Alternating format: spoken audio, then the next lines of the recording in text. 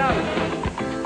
And I know that you would be shocked to see so much different race of people line up waiting on one dock, or pay a visit to the 8th ward, where they find no cure as yet.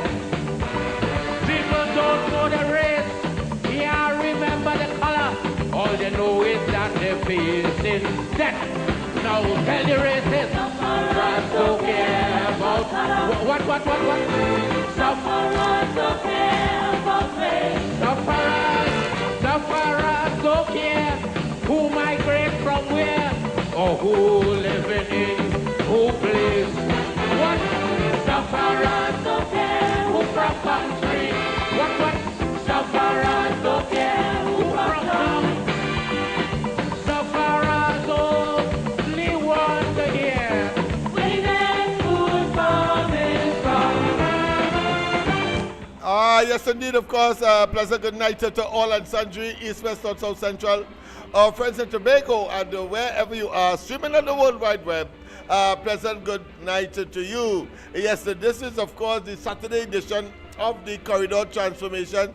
Yes, of course, I had my delight last night, and of course, some, whether I liked it or not, were in celebratory mood because the fact that the 27th of June marks the day on which I was born. And therefore, of course, people took the opportunity not only to wish and not only to have my phone running while and off the hook, but of course to provide, including of course this shirt that I'm wearing tonight. Yes, I got several gifts, and of course what it has done is augmented my wardrobe. And so some of you who would see me maybe from today, of course, with a new wardrobe set is because, of course, of very considerate, what I consider to be friends, family, and others who are listening on this program, listening on the ground report, listening elsewhere. I have, of course, taken the time to spend their money, and I'm surprised that they know my size. I was a bit shocked there. I thought that it might be a little too small, so I will have an excuse to give my son, or indeed, of course, maybe do something else. But I want to say they were on spot. All of the clothing that I would have gotten, I won't tell you how much, but it's quite substantial. It will be reflected, of course, in what I consider to be the change in my wardrobe from time to time on the Corridor Transformation and on the ground report. So have a wonderful rest of the night, and of course, we are here to serve. Of course, the theme song itself tells you that it is about, of course, sufferers. It is about persons who are engaged, of course, in activities that one can consider to be downtrodden and, of course, at the lowest rung of the socio-economic and psycho-cultural ladder.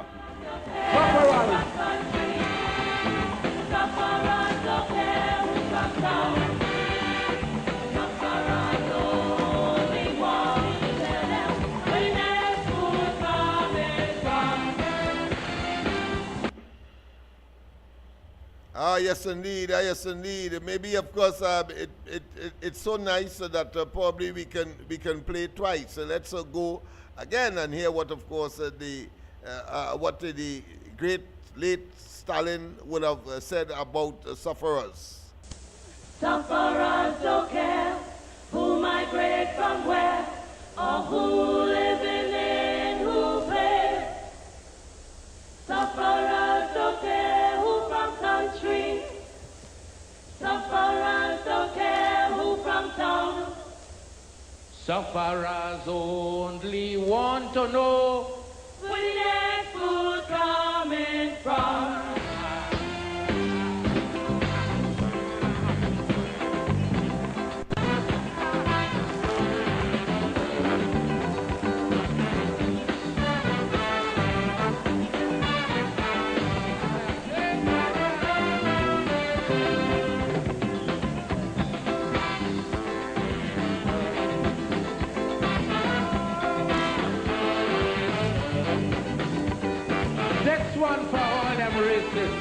This one for the racist.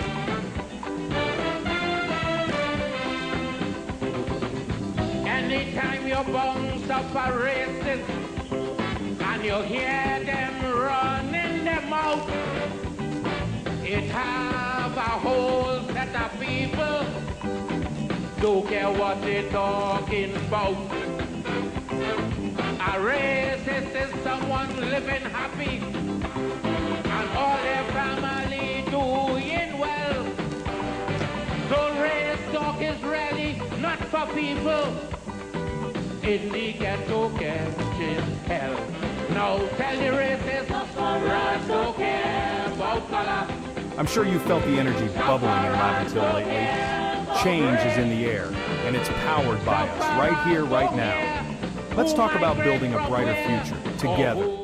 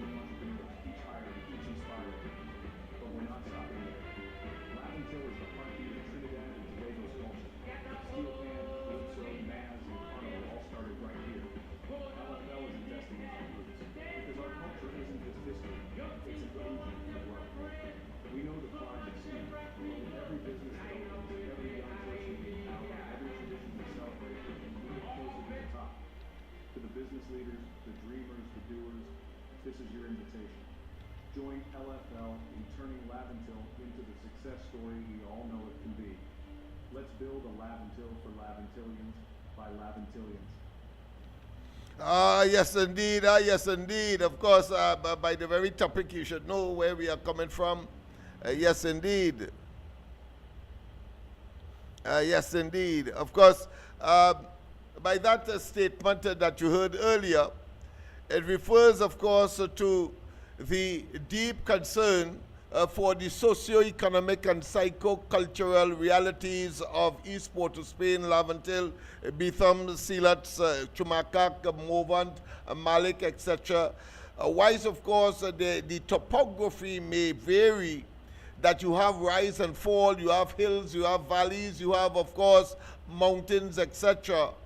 The highest peak of which is considered to be St. Babs, but of course the commonality in terms of social realities is that they are considered to be depressed, poor, and as the police would describe, crime-ridden, crime hotspots they are called.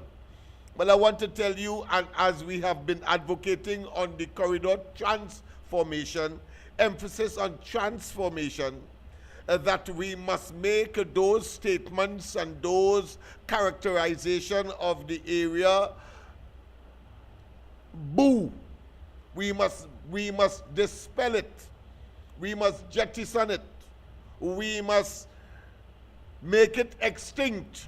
We must annihilate it.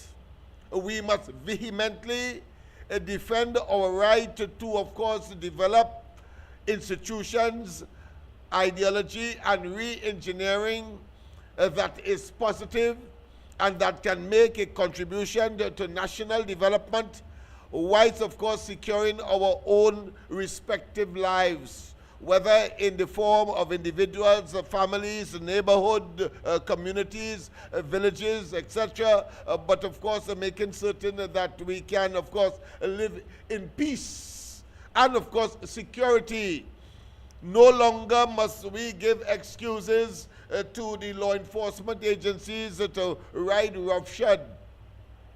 No longer, and we must see it as something of the past, because I will show you tonight where, of course, we were, or put another way, where we are going, but of course recognizing that we have a duty and responsibility if we are to, of course, be firm, solid, and continuous and sustainably give a direction collectively and individually, or pursue a direction collectively and individually that will make, of course, those who believe that somehow Laventille, East Port of Spain, and other parts of this part of the East-West corridor will be in a perpetual state of decadence, a perpetual state of drudgery, a perpetual state of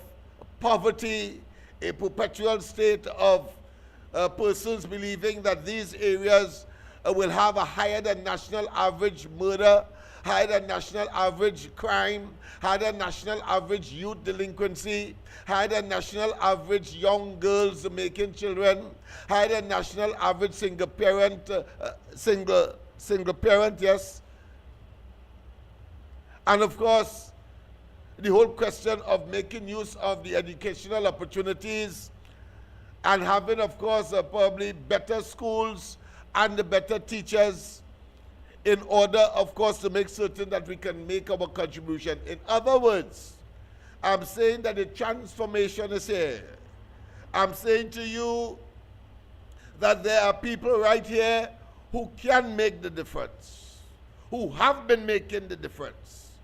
What is required is, of course, a recognition by those who can best facilitate that transformation that has been envisioned by so many of us who have decided to remain right here and make our contribution so that the place becomes what I consider to be the mecca, not just of transformation, but not just of sustainable transformation, but one where we all can feel proud of, and therefore the brain drain or the migration, or whether it's forced or natural or voluntary, because we have had forced migration. When the government of the PNM decides, of course, to bulldoze, to level East Port of Spain, and of course send the population helter-skelter, going here, there, and everywhere, ending up in other areas, especially those who may not have yet realized that they have a duty to transform, and they go to these communities raw and unadulterated.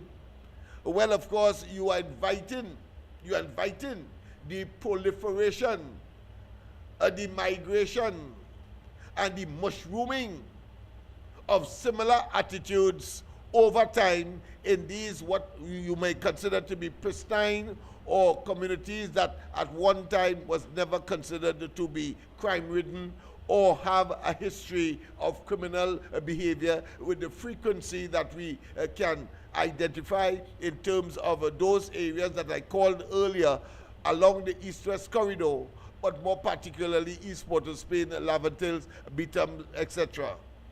Let us not waste time. And so we are saying that it is about time that the community itself recognize its role and responsibility and must take up the gauntlet. Why am I saying all of that? Why? Well, tonight we would have started an exercise that really and truly is in recognition of that transformation. Let's go to the line. Pleasant good night. Welcome to the corridor. Same to you, my friend. Yes, same to you, my friend. Yes.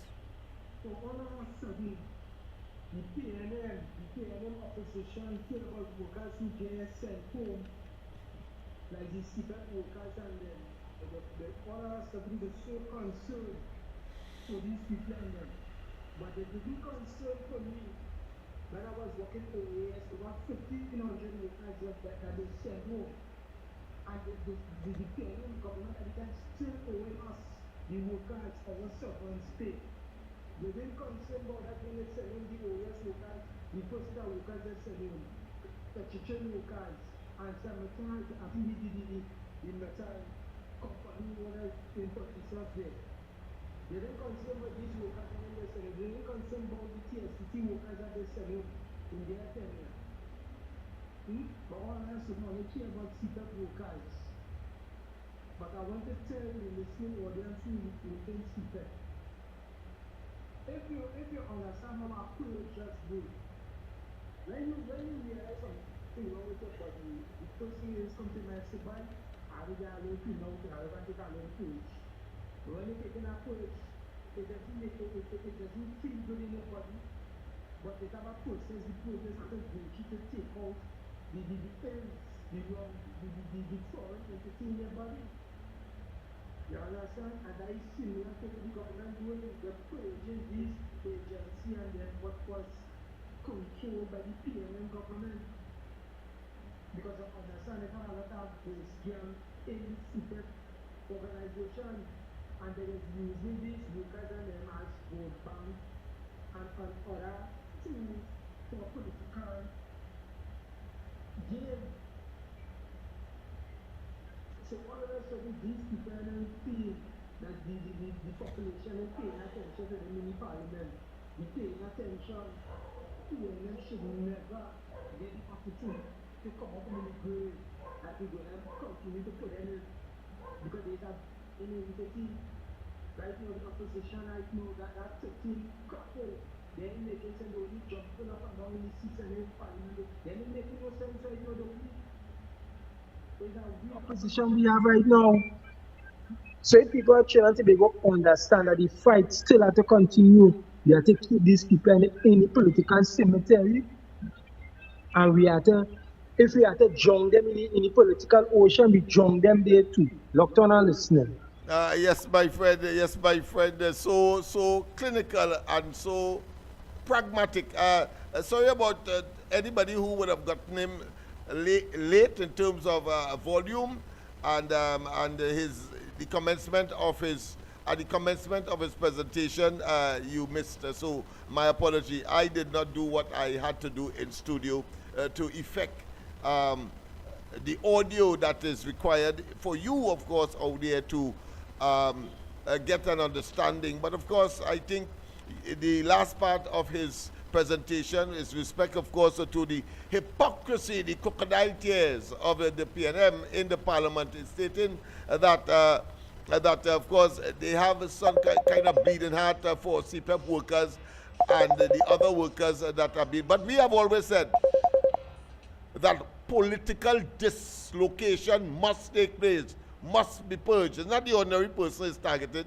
The contractors are targeted, but they will try to make it look as though it's everybody, because if you check the contractors may be about 300. But of course, yes, but the total amount that depend on it may be in the vicinity of 10,000 persons. Those are not the persons that are being targeted. Let us be eclectic here and let us be discerning. Understand that. Forget Rowley and Alvari and, of course, Imsworth and them and the crocodile tears. Political appointees are the ones that are being targeted. And the government has a right so to do, because they have to put their people there in order to do what? To execute their policies and programs. Because as the saying goes, when the UNC wins and the coalition, everybody wins. And therefore, that is part of the process of winning. Let us not waste time with that. But let's hear the caller from Faizabad. President, good night. Welcome to the corridor. Good night to you, Uncle Lennox, and all your listeners on the World Wide Web. I call and make a plea to each and every one. Share the live. And we need to reach the 40,000 viewers every night. And if not, we look for a contribution to meet 40,000 and all too. So we start with $1. So the $1 we ask for is not the one that the finance minister stopped, not the blue one. We ask for the red one. So that one is in circulation still, and it continue printing. So to all listeners and Uncle Lennox, hey, is that right? You want to tell me your age, but I hear you say you're bossing now. Yesterday was your birthday. But I will be drastic like you. So you didn't call me to eat a piece of birthday cake? And to go down where the city is, go down and dance? Is that right? It's okay. But with my respect to you, I will say, Uncle Lennox, happy belated birthday from my home circle to you. Thank you very much. And may God richly bless you, cover you with his precious blood, continue to give you wisdom, knowledge, a wise tongue, and to move forward.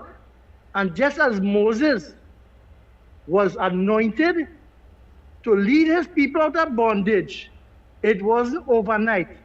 He had it to face Pharaoh and all the naysayers, and even the people who was in bondage. And with God's will, Moses was the first person to curse God and say, why you are suffering my people? Then God gave him the commandment. And he said, if they live by this, they will understand they have themselves in bondage. And this is where you give them the 10 commandments. Vote out the PNM, talk against the PNM, and the policy of the PNM is bad for you all for the last, since 1962 and coming up the road, the PNM from 1956, it wasn't good for all you. So may God bless you, and that you get the people of Laventille across that Red Sea where God path for you, and may give you the guidance and blessing. So Uncle Lennox, I take up enough of your time, so I want to say three things. Right? Hold on, caller. We have Mr. Faizabad on the line. Go ahead and finish, Mr. Faizabad. No, I will, in all due respect, I will call you back in a little while to make the contribution. Okay, so, no problem. No problem. All right, yes. President, good night. Welcome to the corridor. Stalin. Hey, man, how you going, man? I'm good. I just called it to check and see because it was all tonight. Yes, I am. As we speak. In fact, you are on as well. Yes. Well, you're going very good, man. You're making brother proud. You continue to make your brother proud of you. Thank you very much. Thank you very much. Coming from you, Dr. Khalid, I feel extremely honored. Yes. The thing is, as long as we do the work for the people, I can safely say this is the end of them for the time. Oh yes. Stay focused. Oh yes. Yeah, I am of that view as well. And tonight, of course, will be another stanza, another cog in that inevitability. Yes. Yeah. We just have to keep on doing what we do it. But you know, I'm doing some medical work, some dental work and things. So by the middle of August, I should be back home. All right. You heard what I said? I said by the middle of August, I should be back home. Yes. All right? Yeah, I didn't get the last part of your presentation. No, I said by the middle of August. Oh, I see. Okay, right. I shall be back home. Back home, right. Great. Boy, we are missing you 10 and 15 fold over. Yes. Yeah. I was finally, did you get any feedback on that thing? I communicate with the minister directly. I am yet to get a response. Things are becoming a little intensive now in terms of focus, and it's very difficult at times to get a response from a minister. I find it, but I expect that to continue as the work gets even more crucial. But let's see, right? During the course of this week, I'll give you a call. Coming up. Yeah, well, I'll call you back. Okay, good, no problem. All right. Pleasant good night, Ms. Santa Cruz. Of course, our pleasant good night, Lennox. Correspondent. Yes, go ahead, Ms. Santa Cruz. Lennox, pleasant good night to you. You better put on some blue, I think you're going to get Marjo in that shirt. Well, it's true. I understand Maljo is only subjected to people who wish in you bad. But of course, I have been able to reduce that considerably. So the Maljo may be mild. No, Lennox. Yeah. Lennox, you never hear parents giving their own children Maljo. Oh, all right. I hear you. So I might get it Yeah. home. All right. Yeah. Or Yeah, you might get it from us. You might get it from some of us admiring you. Admiring you here tonight. Yes. It's a good thing. No, not all Maljo is bad, Lennox. You know? I agree with you. Because because I saw you here growing up, or in your early years. Not that you're so old. Right. Sometimes parents give their own children Maljo's. Sometimes the things Yeah, they yeah, do, yeah, what I they love- say, yeah, I love to right. I too love to make those references. So has nothing to do with age. Age is just a number as far as I'm concerned. That's right, Lennox. Lennox, it is getting more and more interesting. Yes. Lennox, when PNM came into office in 2015, they fired everybody who was smelling like UNC, Yes. right? They didn't want nobody who was smelling like UNC, no state board, nowhere, Yeah. right? What is their problem now? So it was okay for them to do it, to put people there for their policies, but UNC government mustn't do it. That is how.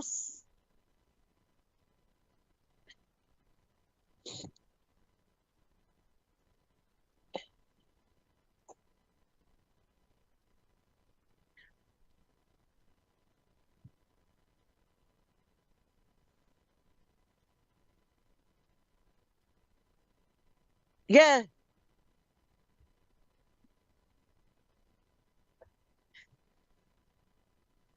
But Lennox, they really blight. But we will get to the blight just now, right? All the water in the River Jordan and the Ganges River can't wash that blight from them. All the blue it have, it can't wash that blight from them, PNM. They blight till they will go to their grave, Lennox. Lennox, I mean, how fair is it that just before the Friday before the elections, they were sealing CPEP contracts to these people because they knew that they were going to lose the elections. Yes. And people want to come and talk crap.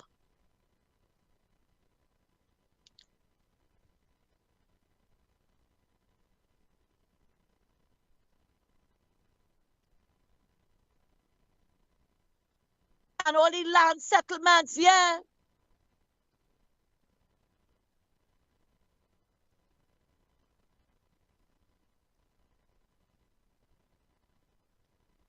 Yeah. Yes, Lennox. And they're talking, no, and that's all right. I appreciate that, Lennox. But the thing about it is, what to use a word to describe Faris and him, but lying to the people and saying 10,000 people going to lose their job. No, 10,000 not going to lose their job. They are going to restructure the CPEP.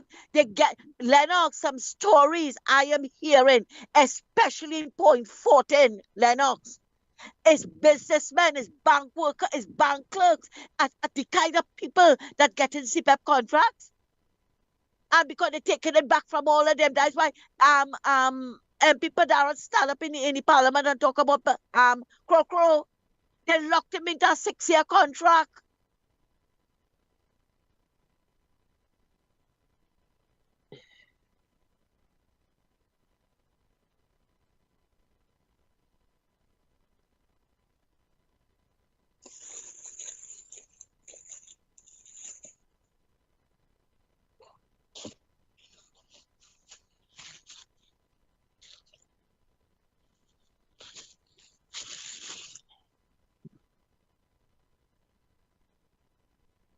Yeah. How you arrive at 10,000 people?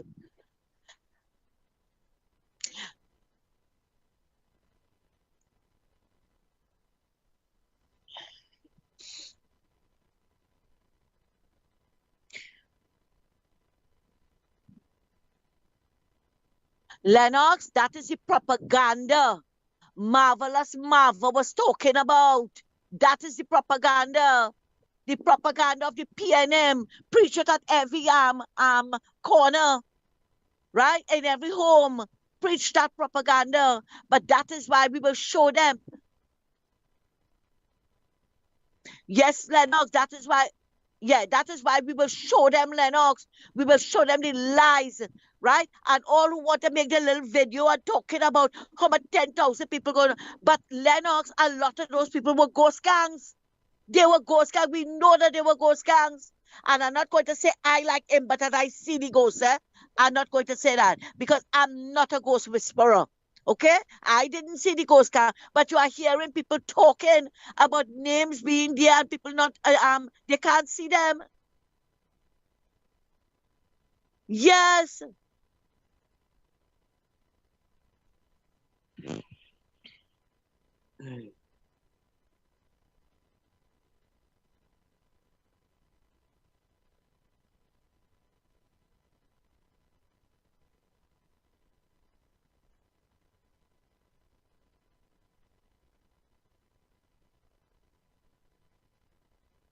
$10,000, yes.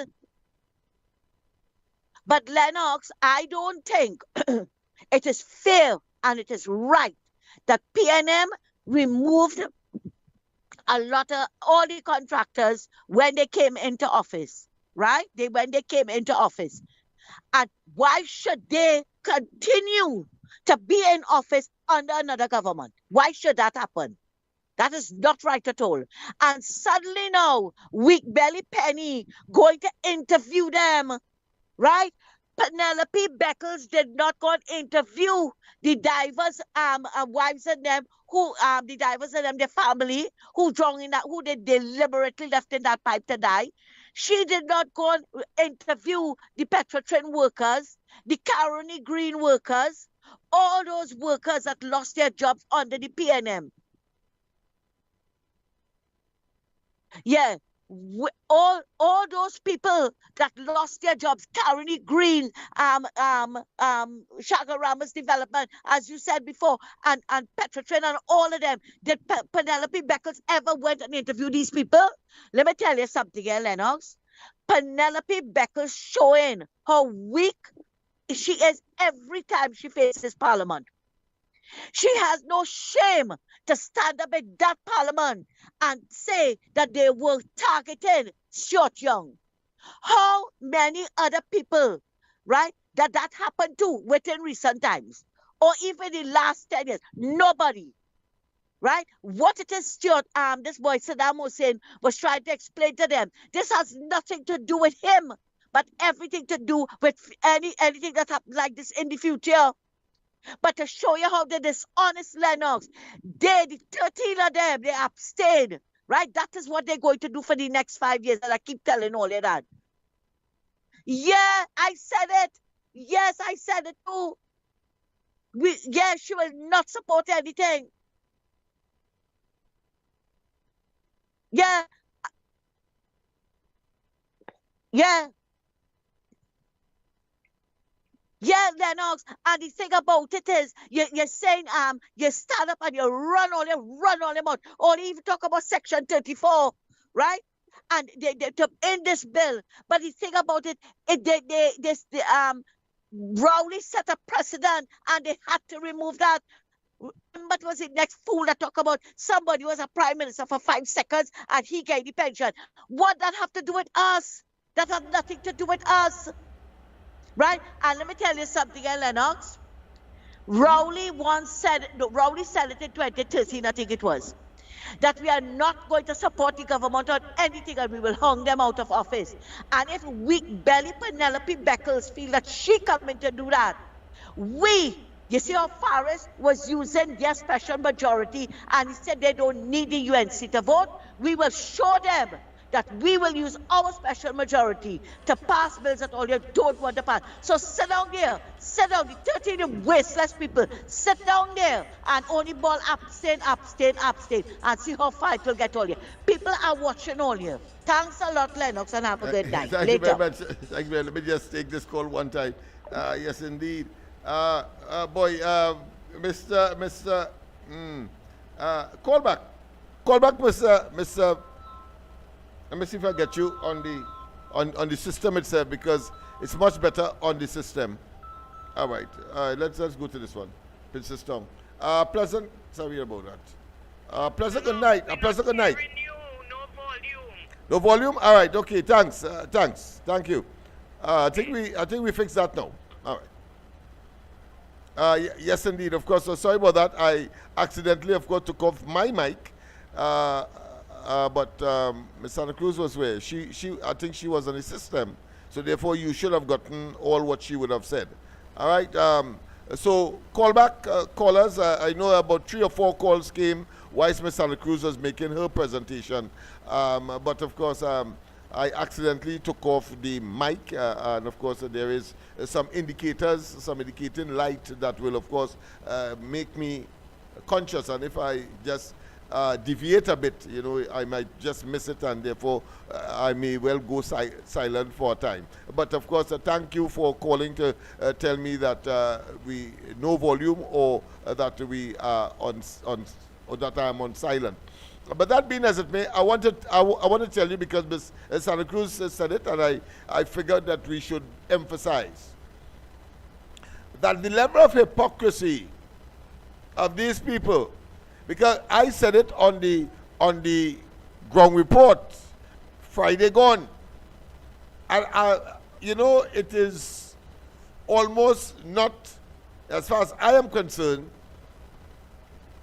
no gainsaying, no reward for saying that you are right, but common sense and the application thereof in circumstances where you would have had some kind of experience, antecedent, in other words, some kind of previous experience, will make you always right.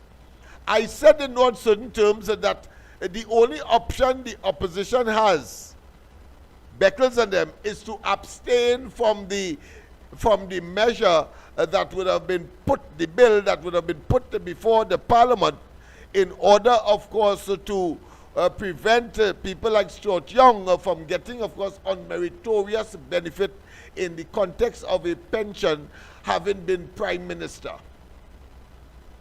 And so said, so done. But just in case, so they abstained. And why they abstained, the argument that I placed then is the same now. Saying that they will not support the measure will mean to their followers and to the average person in this country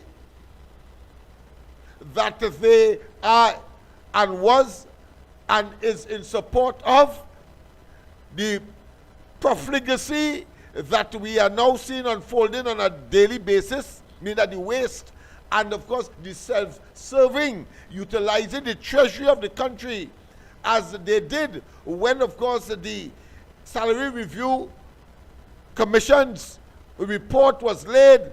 They didn't lay it to the Parliament first. They made a decision at the cabinet level and just come to the Parliament and say that the cabinet has decided to accept. And, of course, there goes Rowley's, of course, 47% increase. It's 47, thereabout, or 37, whichever it is. It's a huge compared, of course, to the 4% that they were prepared to give public servants. That is wickedness. And so, to avoid being, of course, and getting the full brunt of the public criticism, the public discontentment, they then, of course, opted for abstinence. But they didn't really mean that. I want those persons who understand what abstinence mean, that they mean that. They really mean that they are against that. That is what. But of course, the vote is on the floor, and they did that. But that was for political survivability. That's all. And to impress those who may be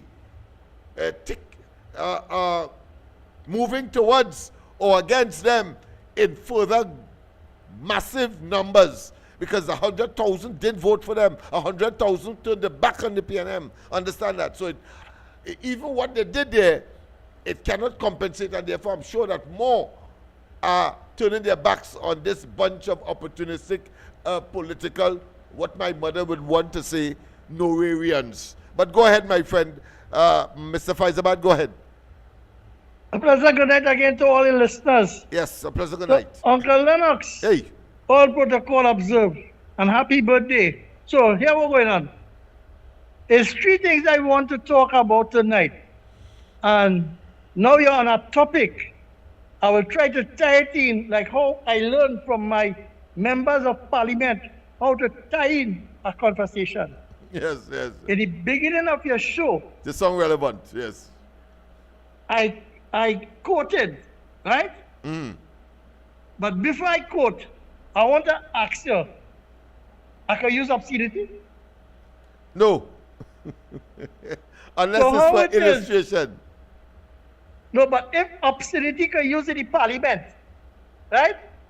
I see where you're coming from. Go ahead, make your point. Okay? And then I will not do that to get before the provisionals committee and you two take it away from me because you know I just cry when I ask you. Yes, Right? all right. So let me ask a question because I doesn't like to make myself a fool. I saw a news clipping when the Homeland Security Minister was going to the parliament. Activists engage his indulgence. And the most idiotic, acidic question and reply I ever see asked and answered when they ask a question too.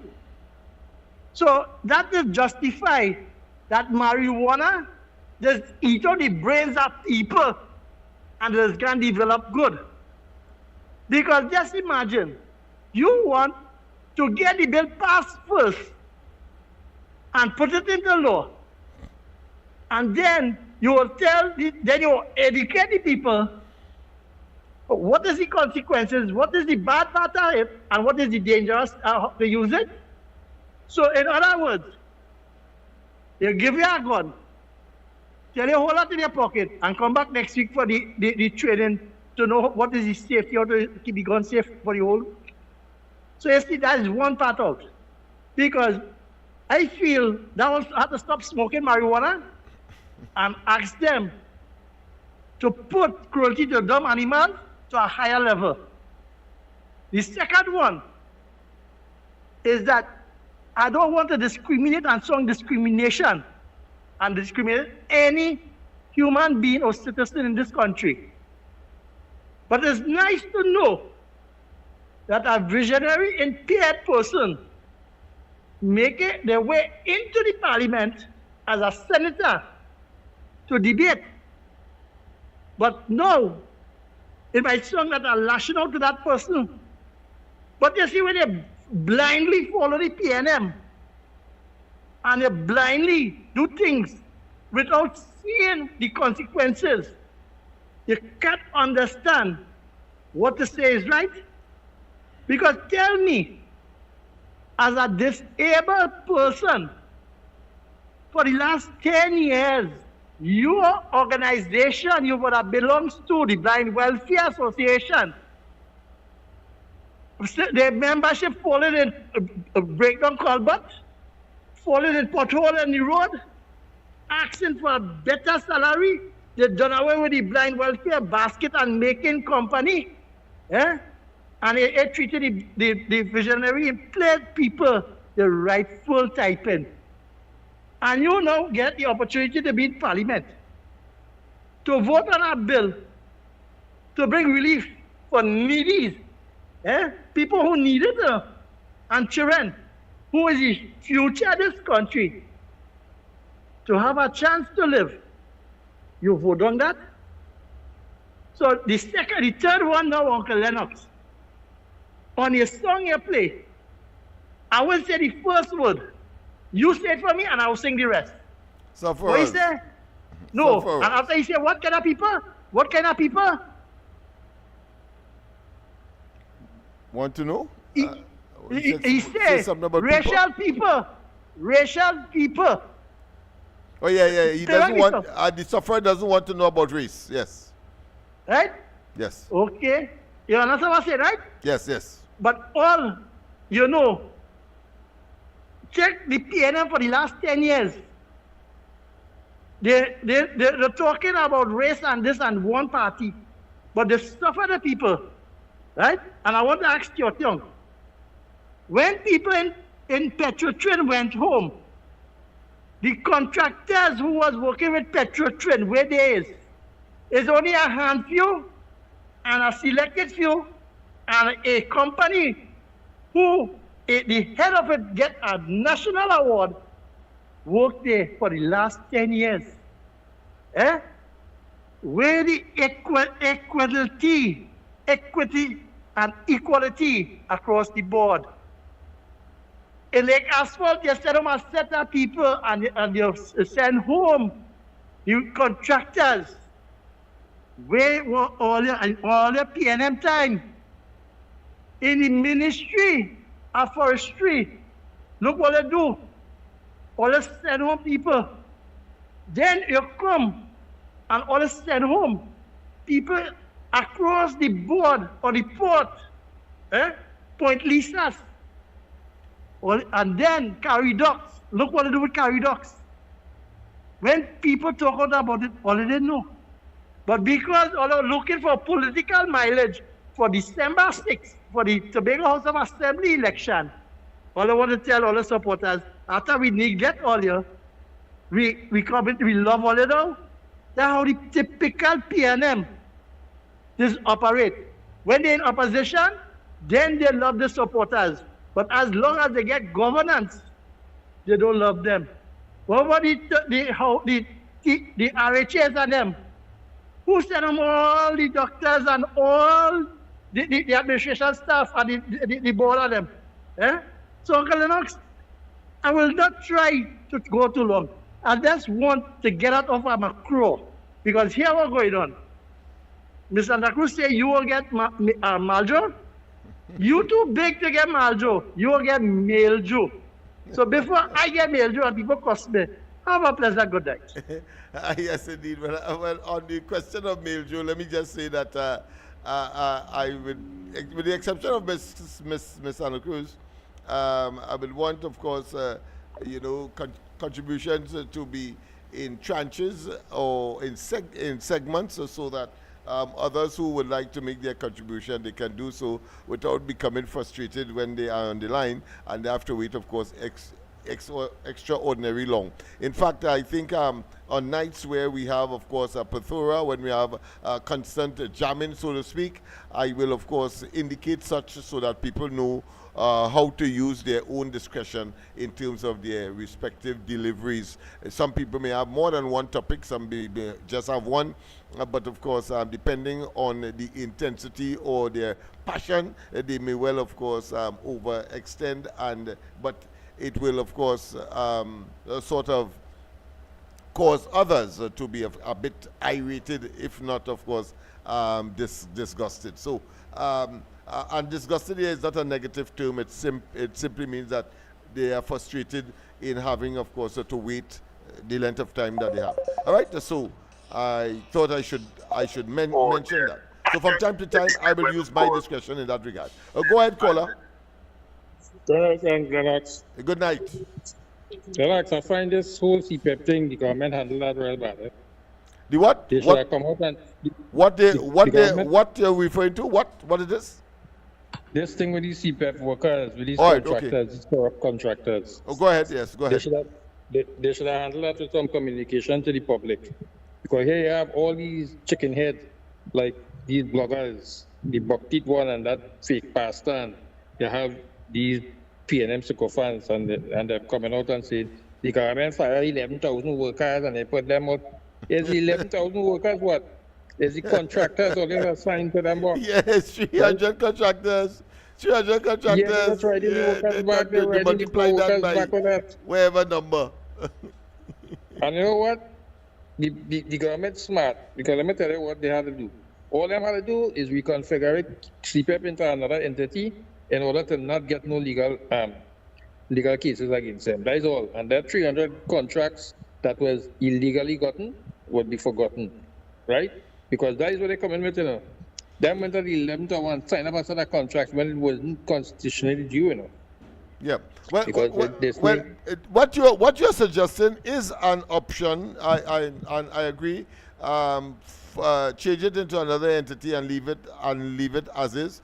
We saw where Rowley and they, with respect to the education facilities company, and that is a different scenario altogether. But it shows how macabre, how dangerous, and how wicked and how malicious the PNM is, because whilst of course these contracts were in operation, but you get paid based on what you would have done, right? You have to work within certain parameters. But here it is, we had in the case of the education facilities company, contracts that were completed, contracts that the people expected their monies, contracts where evaluation was, of course, accepted by the relevant government authority so to do, and they were waiting for their checks. And the government then, under Rowley, took the matter to court. The contractors took the matter to court. The court said, yes, everything is above board, and these contractors are supposed to be paid. What did Rowley and they do? This is most despicable. They have no moral authority to even talk about one contractor in CPEP, having regard to what they would have done, of course, in the education facilities company to these poor, small, and of course, struggling contractors. What did the government do? They filed for what? They filed for the shutting down of the company. They filed for the winding up of the company. That is what they did. And so these contractors, 20 or 30 of them were left in limbo, because now that the court had no choice but to wind up, because the director said to wind it up. It means that their monies would have gone up in smoke, because they don't know who to turn to, because that was the entity at the time that was responsible for their monies. They haven't completed, of course, their contract work. And let me tell you how dangerous this is. Why CPEP would depend entirely on the government. The government will pay them because it's more a kind of labor contract that they have. So the government will pay the contractors for the labor that they provide. Of course, they may have to provide their own equipment in that case, but it's mainly a labor contract. But here it is, in the context of the education facilities company, these contractors had to provide not only the equipment, had to provide, of course, pay their workers in advance. Had to, of course, pay for the material they are owing. They would have been owing, of course, those hardwares. They would have been owing persons who would have seen it as an investment, and they decided, of course, to go with the contractor so that they could get something on their dollar. Or it may be a family situation where families would have pooled their resources together in order to satisfy the contract. And after all of that, when that was done, the government decided to wind up the company. So in other words, not just a con job, it is criminal. And you have the audacity and the temerity to talk, go to court. Go to court. It's 300 of them that was given contracts, and of course, it is the argument with this government is that the cabinet never approved it. So they're so stupid. They're so hurry to, of course, try to put pressure on the incoming government, recognizing that all their political stocks was lost. That they decided, of course, to do that in order to do what they're doing today, to try to save face and to try to get sympathy from a situation that was untenable and was illegal and was, of course, immoral and, of course, contrary to what they said. They said others were doing, and yet they did it worse than the very thing that they were opposed of in 2015. Hull, they blasted tails. Go ahead, my friend. That was maliciously done, because I remember the fake pastor. Yeah, when man. he was dismissed, he made a live and he said, Well, yes, they think they're going to fire me. We've signed new contracts with Hold on, CPEP. caller. We have another We caller signed you- on the line. Go ahead. Yes, the fake pastor came and said that, oh, we signed new contracts with CPEP. So if they think they're going to get rid of me, it's 3 or 4 years we could be there before they get rid of me.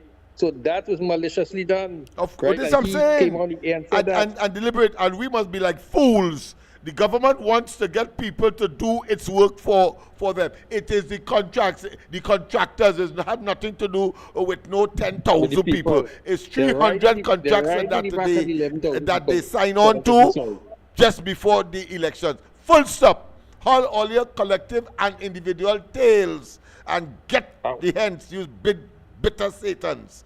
You finished, my friend? I'll call back on next time. Yes, okay, that's fine. Yeah.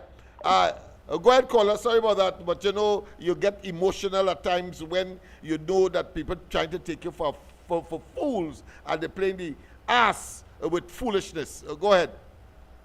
Yeah, good night. Yeah, this is San Fernando. Yeah. Go ahead, my friend. Yes. I want to just say this, that those contracts that you're talking about. Yes.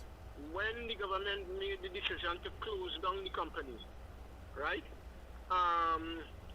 Then how does it work? Because I mean, you can close down a company just so without the court having a say in it. Because the court, I find, should have had a say in it to say, well, you can't just close down the company so without giving these people the money.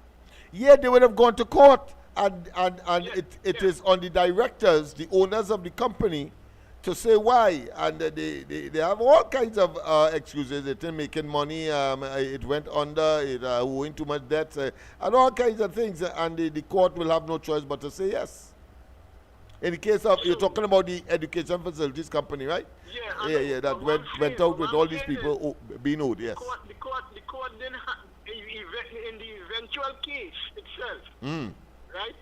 The court couldn't say, well, look, listen, you can't just close down the company just so without, really giving a good explanation. No, you see, the court will not be concerned with those things that did not come to them, and the PNM has that ability to act in silo. You see, yeah. What they bring before the court is what the court has to accept. Of course, the other parties that are affected can be a party to the proceedings because they would be affected and will want to know how they get in their monies. But apparently that so many of them have become so disenchanted and so frustrated and know what the government was all about because they would have gotten legal advice, and therefore, of course, they probably say, well, let me say that I've lost and cut my losses rather than pay a lawyer to go there to defend that. And all of that the government knew. You see how these fellas blatantly take taxpayers' money and go to court for nothing. Why you think Vincent Nelson agreed to sign this letter to convict, this statement to convict Anand Ramlogan and Ramdeen?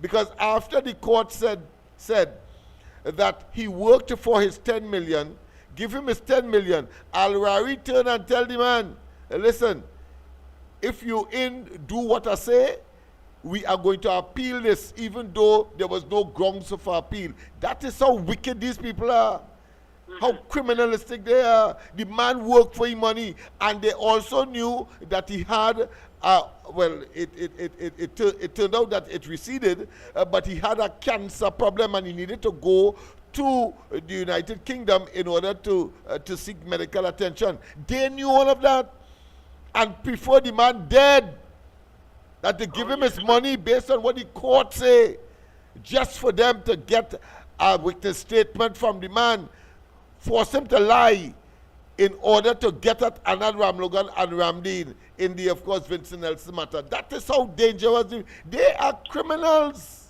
Yeah. But go ahead. I want to go down a certain also Go here. ahead. I want to make this contribution here. It's concerning the Prime Minister's pension. Right? Now, the word ad hominem came up in the debate. Yeah. But ad hominem is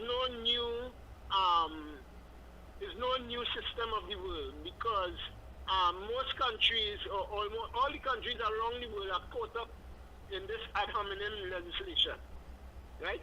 For Yeah, instance, targeting a particular scenario to have a particular outcome. Yeah. In that particular case. Go ahead, yes. Ad hominem, But yes. what I want to say is that Colin Minbert, apparently, he didn't only shoot himself in the foot.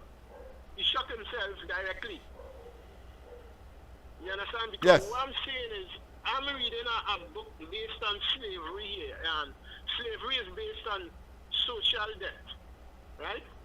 But this book is by a Jamaican author. It's very difficult to read it, but you know, when you read through, you will understand that ad hominem plays a very, apparently plays a very important aspect in this whole thing, because the slaves were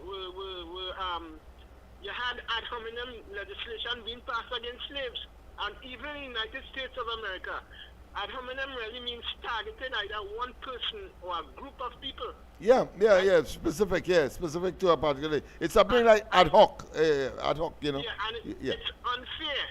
If you look at it, the Red Indians, for example, in the United States of America, they were treated unfairly when the government put them on reservations, and they couldn't come out. The reservation, if you come out, if any Red Indian was caught coming out of the reservation, he would have either been jailed, or the authorities had the thing to even kill them. You understand? In such, so ad hominem is an unfair treatment of one person or a group of people. Yes. And why I say Coleman but shot himself he shot himself directly, because when you look at it, what he was saying, it's not matching up. Because, well, he was saying that the legislation was to target Stuart Young and to deprive him from his constitutional right to earn a salary or remuneration that was already legislated for. That is where he was going. But of course, it will affect every future prime minister. So to say it was for him, I mean, is asinine, really. Yeah, but what I'm saying is, right, it is unfair, because what the government is trying to do is to bring the pension not only of the prime minister himself, he or she, whoever it is, to a proportionate measure, because there are people in the public service, and even when the finance minister explained it, right, some people, they work for a number of years and they don't get pension, or if they don't get, it's not, you know, in line with a proportionate thing. Yes, fairness. It's fairness you're talking about. Fair is fair. Yeah, what is rational and fair? Yeah. Yeah, and what I'm saying, Imbert shot himself directly is because he was part and parcel of Stuart Young gaining a pension only for what, 1 day serve, and that pension would be, if your salary is $87,000, you'll get the same $87,000 per month to carry on. No, that is unfair.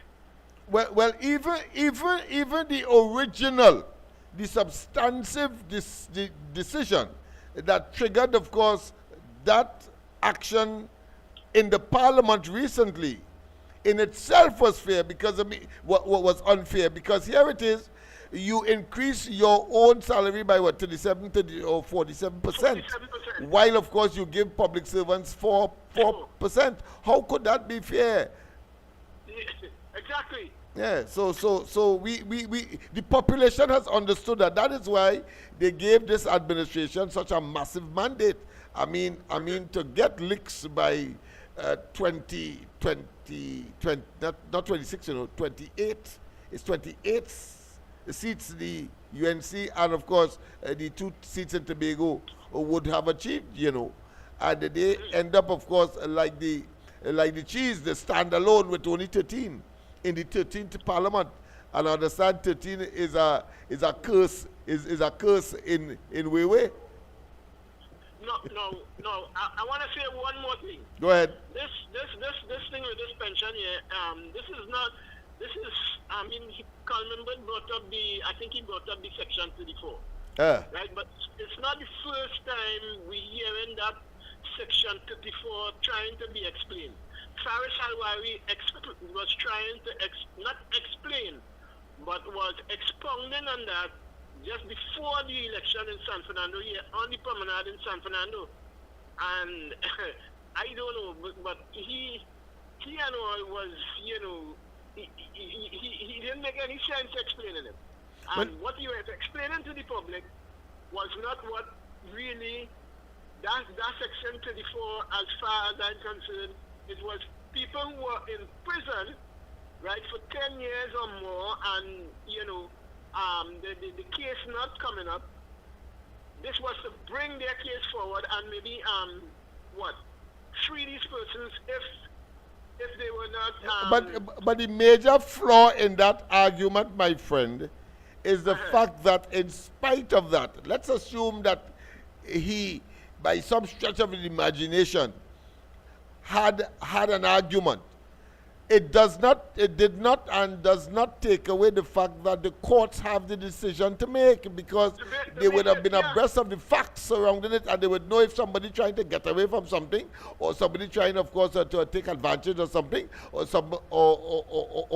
trying to, of course, evade criminal culpability. And that is where the entire thing has collapsed. But they don't want to tell you that. They want to, of course, extract political points by saying that the government of the day made the decision so as to benefit their friend, financiers, etc. Yeah.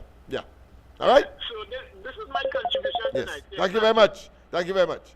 All right. Let's go back to the lines. Pleasant good night. Welcome to the corridor. Lennox, am I on? Yes, you are. Yes. Okay, Lennox, good night again. Lennox, but nobody benefited from Section 34. Exactly. From the time it was discovered, Ann and Ram Logan went to the DPP and they went to the Parliament and they repealed the legislation. That's right. Yes. And we heard Marley MacDonald, both Marley MacDonald and Faris Alwari saying it is good. It is a good law. And nobody benefited. Right? Yeah, but it's so only the political benefits that they would want to fool the population. That's all that's about. Exactly. Yeah, to augment their political stock. Yeah. And that is why they're trying to give life to it again, because they have nothing to talk about. That's right. They sat there for 9.728 years and they did nothing for the people. Not a school, nothing. Yeah. They didn't help you. Look at how many children fell through the crack. Where are they? And they have no shame to come and talk about Section 34 again. But Lennox, let me remind you something, Yeah, go ahead. Let me remind you something. PNM had 4 Section 34, and everybody benefited from him. Malcolm Jones with the $3 million handshake. When they threw out the case, right? That was a Section 34. They threw out the case and they paid $3 million. Andre Monteil in 2007 changed the Home Mortgage Bank Act, giving him full control of Home Mortgage Bank. He took out $110 million in shares, put it into his company, Stone Street Capital. When Manning get a fine out, own Manning tell him to put it back, right? That time he then put Calder Hart in control of the Home Mortgage Bank. He sold it back to Calder Hart for $130 million, making a $20 million profit, Lennox. That is certainly a Section 34, right? Then you had A&V drilling. What happened with A&V drilling, Lennox? Right? That was the next one. They throw out the case and they give the man benefits. Yes. And the next one was Karen Nunes Seshera. She can say what she wants now, Lennox. She signed an MOU for 8 billion, it was 8 billion, to bail out Clico. Didn't tell anybody that she had almost 11 million in shares in Clico and 11 point something million in the before the deal. In the special the special thing that they had. Clico right. Investment She Bank, didn't yes. tell anybody that. Yes. And when the mark bust, she's saying that's not hers, that's her husband. But the mere fact that your husband died and left those shares for you. That's right. And that you were the minister in the Ministry of Finance at the time. Insider trading. You signed the MOU. Yes. Or corruption in the context of politics. Right, but you see, Lennox, when you see PNMites want to come with their selective memory and situational ethics, you have to remind them. Of course. You have to remind them what it is that they did. That's right. Because don't come and tell, and you know, they have no shame to come on your program every night, coming on your program and telling you that you're lying. But when Rowley was lying, they were swallowing it. But you see what happened, eh?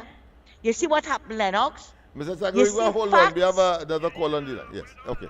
All right. Go ahead, Mr. Salacruz. Yes. Facts is a dagger in the heart of the PNM. Right? It is a dagger.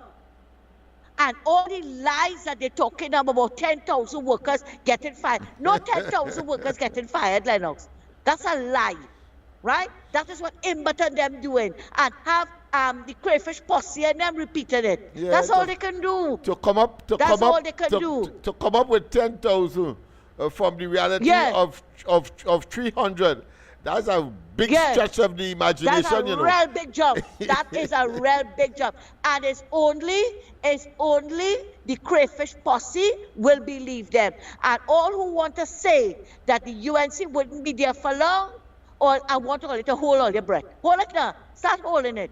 Because they're there for 5 years and more. Thanks a lot, Lennox. Take care. Later. Like you want them to die several times over? If they hold their breath. That's the idea. I hear you. I hear you. All right, thank you very much, of course. A pleasant good night, Mr. Tangri. Well, go ahead. I have one more. Loud and clear, my friend. Well, boy, I tell you, Mark. All the eyes for each other, really. Yes. You almost put him out, eh? Yes. He put him out, or he almost. He almost. Oh, he almost. Okay. He almost. Right. Yeah. No. Well, you see, that is a strategy to weigh the patience of the presiding officer, and what will happen is that they will go outside now and say that the presiding officer is biased, etc. You see, because they know exactly what they are doing, but Wade Mark and of course the speaker, the current speaker of the House, they are abreast of all of that, so they will be as elastic as possible and bend backward. But of course, there must come a time when, of course, that elasticity can no longer bend and it will bust. So they will go there, because once they realize that they are being ad nauseum in terms of their responses and the disgust with which any person would accommodate to such aggressive nonsensicality or irrelevance. They know the point. They know the point of breaking, and therefore they will hold back and then wait for the other occasion. But go ahead. Imagine with Mark had to tell you. Yeah. I notice you're turning on your back on me every time you're talking. You're supposed to face me. Right? You just turning your back on me like if I'm not sitting on here. Right. You have to pull him up. Right. But then Lennox, you know, I did always tell you. Yeah, I'll take a look at it, and I will, of course, put something together. Yeah, but that fella, and it's always said, he don't make no sense at all. Right. You know what he's talking, Lennox? Yeah. How in 2010, John Jeremy and the same Kennedy thing supported the CCRA bill. Right. Now that is 15 years ago, whatever, Lennox. Right. What that to do with anything? If you're the captain of a ship, Lennox, and you charter a course, North by North, wherever, and you see your ship getting into the rocks, where you go to, you ain't going to change it? That's right. Of course. And John Jeremy changed course. He changed course. So, it's as simple as that. yeah, it's simple as that, yes. So all with this man. But of course, they always put in their 2 feet in their mouth, because they is all of them, he and all say that they will not, the PNA will not interfere with property tax, that they agree with the opposition then, which was the UNC, that it should be repealed, that it should not be something on the statute books. They said that they will not, of course, interfere with with subsidies. They said all of that. They said, of course, they could do more with less. All of that nonsense and hogwash, and it turned out to be total hypocrisy. But go ahead. Yeah. In the Parliament, here they say, Lennox, he must get up and suggest something, I forget what it was. And Barry Parliament get up and see. You have to circulate what you're talking about to me. On this side, we have no record of that. Right. You know what that man say? So they can't read. Well, boy, how you going to read what you have in front of you, Lennox? Well, that's it. I think it was an amendment that they were supposed to be proposing for the Children's Life Fund. Yeah. I got wind of that. Yes. No, that is desperation, boy, Lennox. Yeah, that's desperation. And I think is this so-called lawyer fella, I think it's Scott, Scotland, who of course, who brought it up. But of course, he was summarily, of course, dismissed as a total, what I consider to be buffoon. Buffoon. But hear this, when Imran bring up that, and the speaker clarify what it was, he didn't even tell him what, only got something for him to read it, you know. He just said the motion as we carried clause 2 is our part of the bill. Right? Yeah. So it just show you how they're really gone mad. Yeah, they're gone mad. But I think the greatest one, I mean, it's hilarious. I mean, by just thinking about it, as far as I am concerned, is when, of course, this fella Gonzalez, Mervyn or Marva? Gonzalez, okay. Marva Gonzalez stood up and said, Mr. Speaker, I object imputing improper motive because former police officer Roger Alexander had said that of course he put his knee on his neck, so he jumped up and ball improper motive. We can say I put my knee on his neck. So the speaker asked him. He said, "Well, Mr. Member, do you think that he meant that you take your physical knee and put it on the physical neck?" He can't answer. Because he can't answer. And he just playing him at the same time. Yeah, I mean, how could you be so dense? How could you be so foolish? So he asked him again. He said, "Do you really believe that the man is saying that you took your physical knee and put it on his physical neck? You really believe that?" Then he turned and said, when he realized that he got cornered and the arsonist that he was engaged in, he then said, "Mr. Speaker, well, I raised the issue and I want you to rule." Yeah, you want the speaker to clarify the issue. Yeah, but that fella's good. They're good stupid. Yeah. Yeah. I hear all they were talking about Section 24 and all this thing when they bring him back. Yes. Right? You understand? Now, I mean, when Section 24 come up, in all fairness, Israel can't tell the Kamala, leave it like that. Leave it like that. Don't try to change nothing. But then you in them days, she was green, right?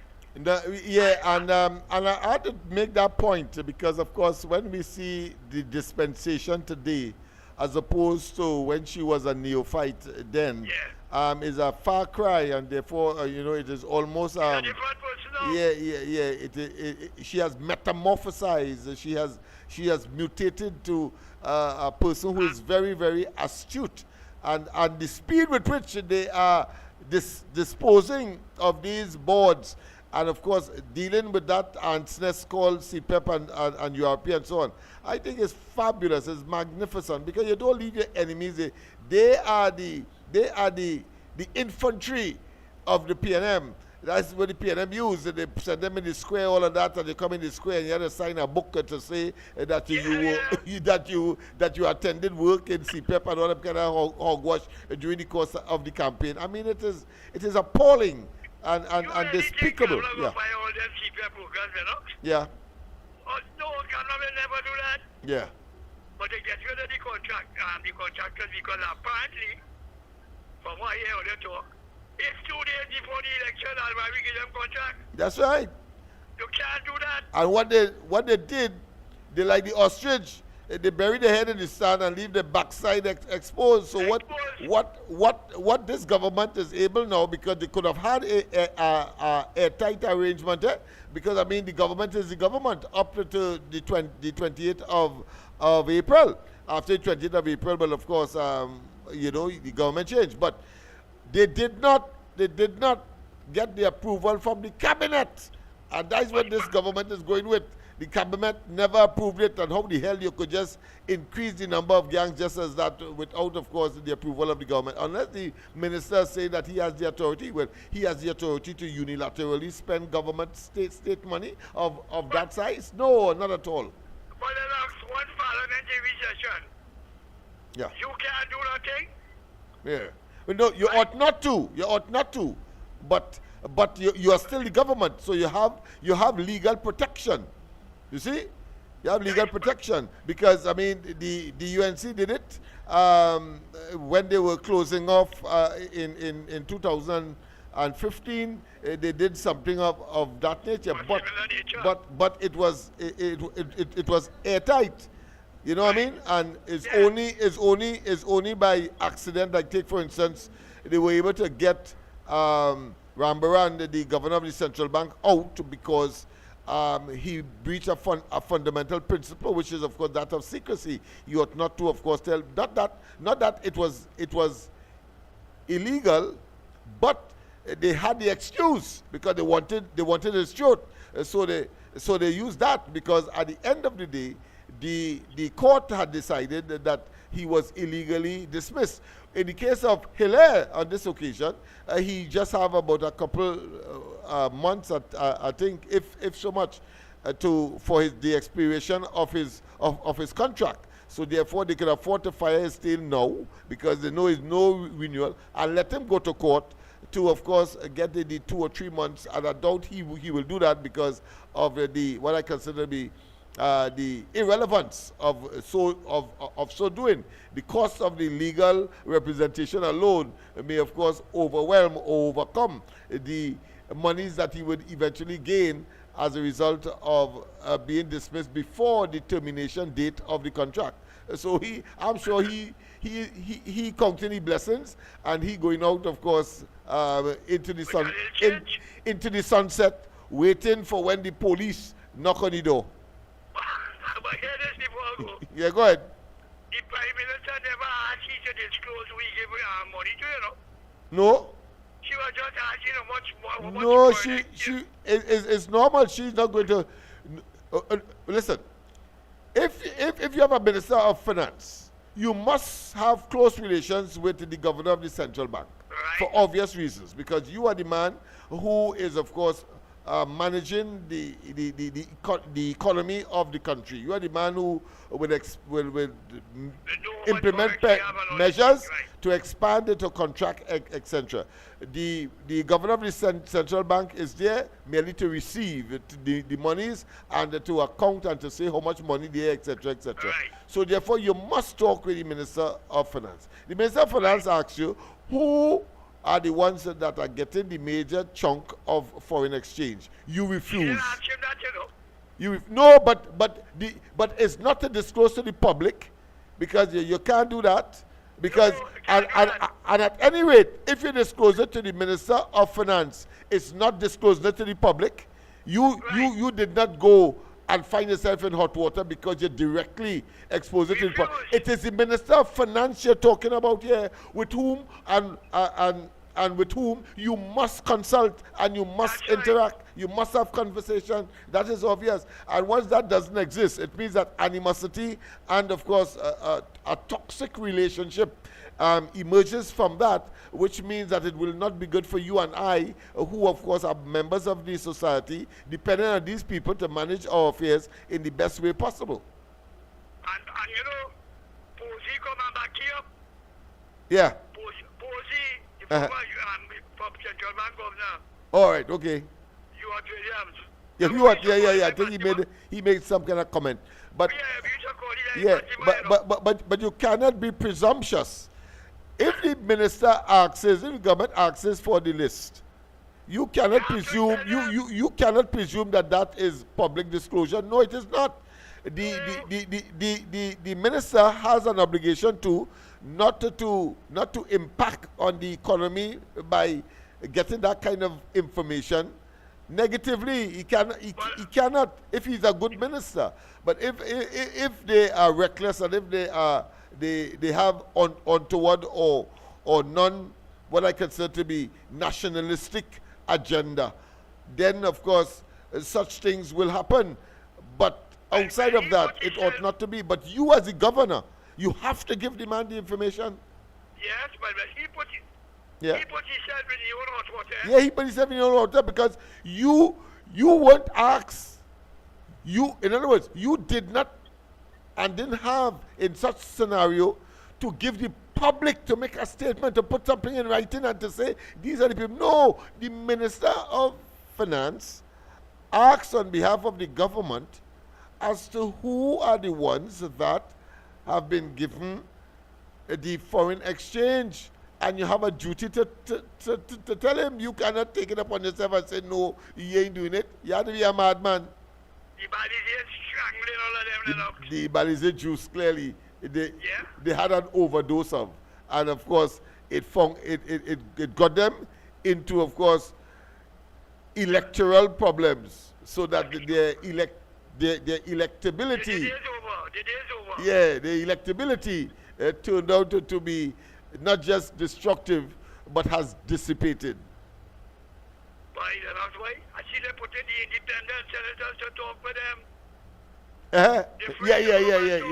That is a development that I'm sure have not, of course, because they know what to talk. Has not gone noticed by the government, I'm sure, and people like myself. Yes. All right. Yes, we'll talk. Yes. People, of course, whilst we were talking there, Ms. Santa Cruz, of course, raised the scenarios with respect, of course, to Section 34. But there was one that she left out that I think I should add, and that is that of when the PNM government under Rowley and Imsbert, as of course the Minister of Finance, brought a measure to the Parliament indicating that investors, persons who build high-rise family units, will not be paying any taxes for 5 years. Let me repeat.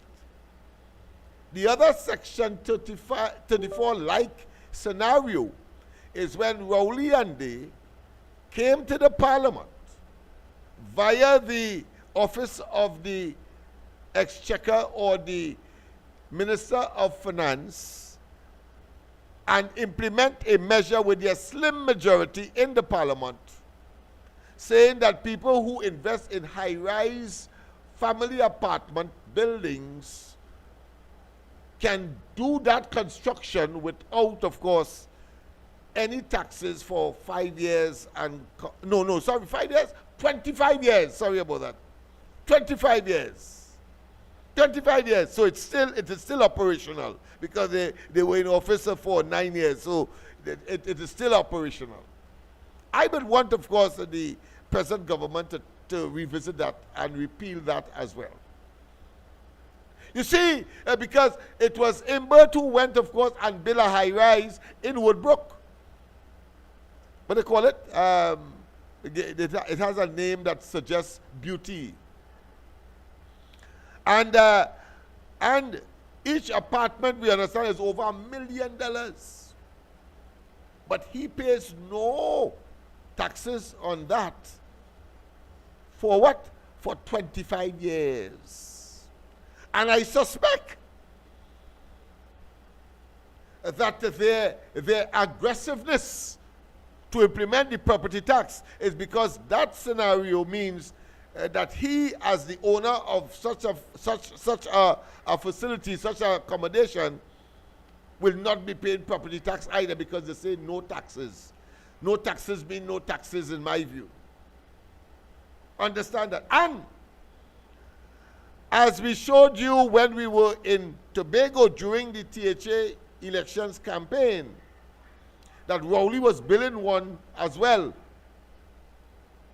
on the land that we know as Landate, and he gave it a different name, near Likoto. Near Likoto, yes, I saw the Likoto sign, and then just before the sign, there's a road on the left leading straight to Rowley's premises, Rowley's construction site. I don't know if it is finished. I assume it is finished. But they are benefiting from no taxes for 25 years. I thought it was important, of course, as we are on that. So she mentioned about 4, and this one will make it 5. In terms of Section 24 type scenarios where people benefit from utilizing the Parliament to get an advantage that the ordinary person out there will not have and cannot have, but only to themselves because they are inside. We ain't talking yet about, of course, all of the recusals, which in itself is considered, I will consider to be a Section 34 type arrangement as well. So we have a 6th one if you want to use the procurement, guttering, the procurement evisceration, the procurement gutting, in order for friends and family at the level of the cabinet to get access to the state funds, the treasury of the country, by not accounting to the procurement regulator that the legislation was supposed to address and to implement in order to have a greater transparency and accountability as far as state contracts are concerned and the disposal of state assets.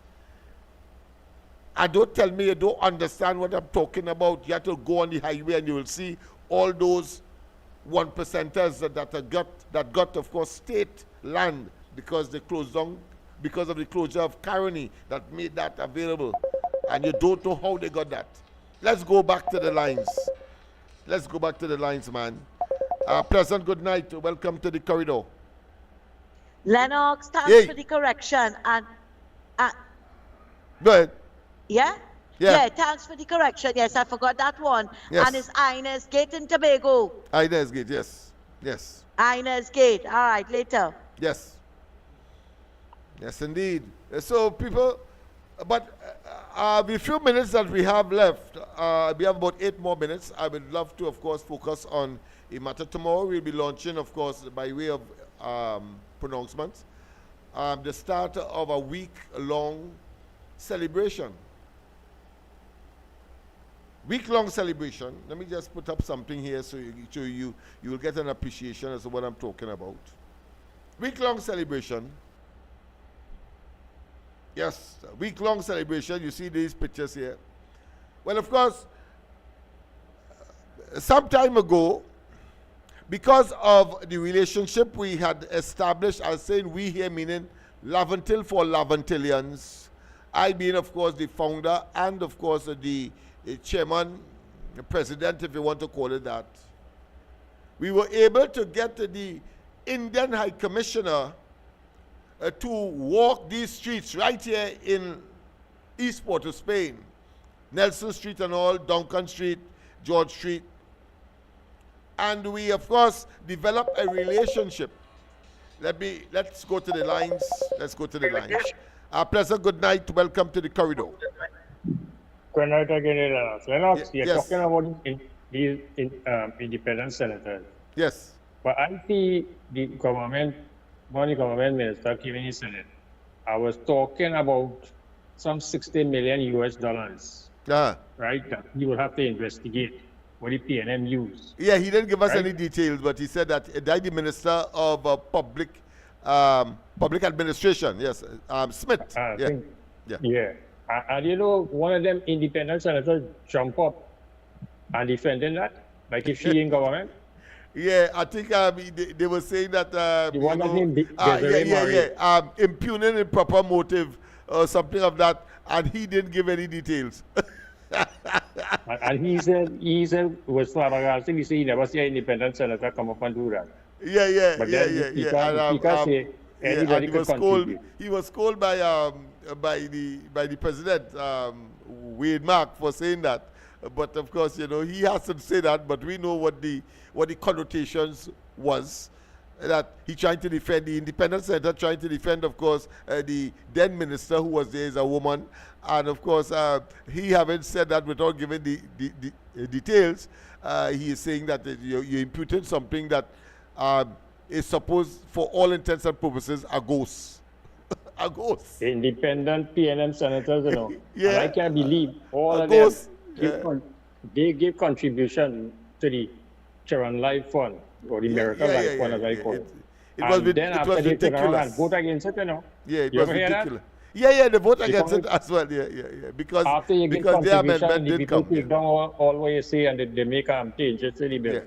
After that, what's that? Yeah, they said the minister too powerful. In that scenario. Wasn't powerful when he changed it to government bill. No, it was not. When they had their turn at the crease, that wasn't so. But as soon as, because even, of course, things that would have been constitutionally, would have required a constitutional majority, they find a way around it and exposing themselves, of course, to court. But there would be so much things in the damn court that the opposition had to be elected, had to be selective as to what they take in the court. And it was all them blasted things that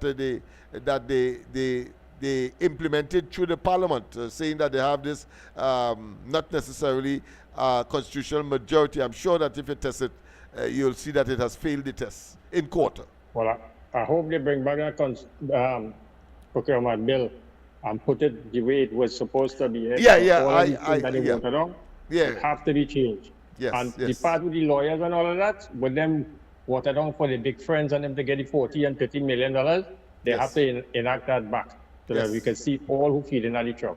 Have a good night, Leonard. Yes, man. Same to you. Well, people, of course, I was making the point that we have a very nice relationship with the Indian High Commission.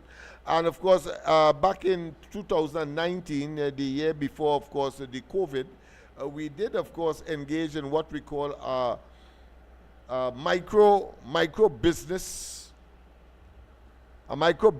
initiative. And it was designed, of course, to get young people and interested persons in business.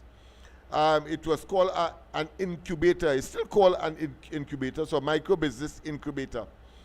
Well, how that happened?